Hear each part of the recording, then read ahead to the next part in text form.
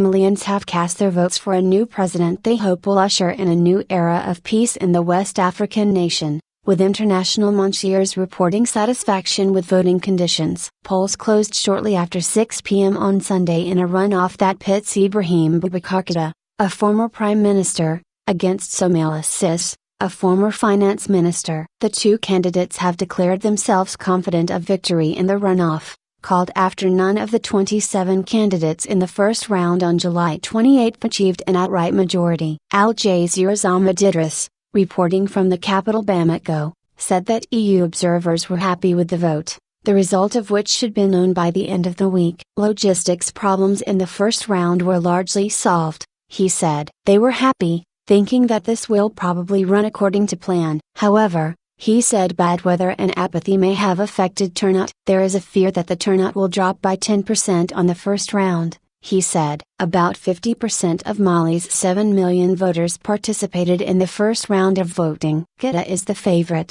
having won 39.8% of the vote to Cisse's 19.7% in the first round. Cisse's claims of voter fraud were rejected by the Mali Constitutional Court. The election is crucial to Mali's recovery following a military coup in 2012 that led to an armed uprising and a French-led military intervention. It will unlock more than $4 billion of aid promised by international donors and allow France, Mali's former colonial master, to withdraw most of the 4,500 troops it sent in January to remove al-Qaeda-linked fighters from northern areas. Lydie Boca, an African analyst based in France, told Al Jazeera that the winner would have to deal with serious challenges, mainly reconciling the country's south with the politically unstable north. Keita said reconciliation would be his first priority. Widespread poverty has contributed to unrest in the north, with several armed groups vying for control in the vacuum left when the fighters fled. The region is home predominantly to lighter-skinned Tuareg and Arab populations who accuse the sub-Saharan ethnic groups that live in the more prosperous south of marginalizing them. Keita and Cisse have faced off before,